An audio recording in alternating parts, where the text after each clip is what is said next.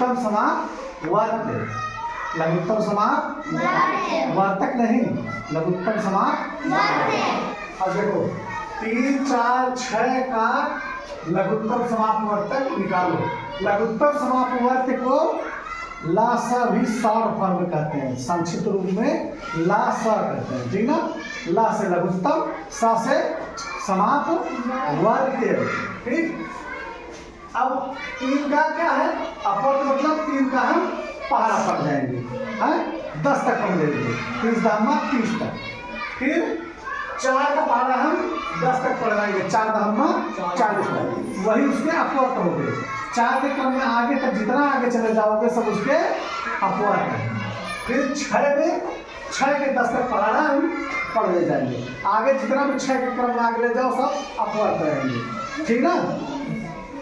तो अब हमको क्या देखना है, लघुत्तम समापवर्त निकालने के लिए हमको यह निकालना है कि जो तीनों लाइनों में दिया हुआ है, जो तीनों लाइनों में दिया हुआ है उसको हम निकाल के अलग रखेंगे, और जो तीनों लाइनों में मिल जाए वो क्या होगा, समापवर्त। तो क्या होगा, समापवर्त। और एक लाइनों में जो लिखा गया है ये क्या है, अपवर्त। ये क्या है, अपवर्त। और जो तीनों लाइनों में मिल जाए वो क्या है, समापवर्त, ठीक। देखो 12 मिला और फिर यहाँ 24 मिला, जिनको हमने घेरे में ऐसे घेरा करके घेर दिया, ठीक ना।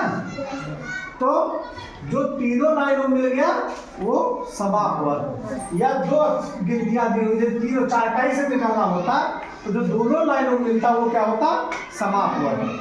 अगर तीनों में से कोई गिनती सिर्फ 2 ही लाइनों में मिल रही है तो समापवर्त नहीं है। जब तक तीनों लाइनों में नहीं मिलेगी तब तक वो समापवर्त नहीं है। और जो तीनों लाइनों समापवर्त मिल जाए वही निकाल के हम बाहर रख लेते हैं। 12 और 24 में मिला, ठीक।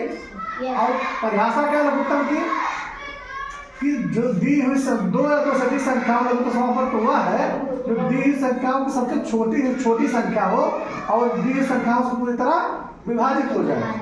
वह छोटी से छोटी संख्या 2 या 2 से अधिक, वो छोटी से छोटी संख्या जो दी हुई संख्याओं से पूरी तरह विभाजित, वो लघुत्तम समापवर्तक है। तो समापवर्त में हमें क्या मिला, 12 और 24। तो इसमें सबसे छोटी संख्या कब मिली, 12, 24 मिली। तो इसका लासा क्या हो गया, 12। इसका लासा क्या हो गया, 12। समझ गए।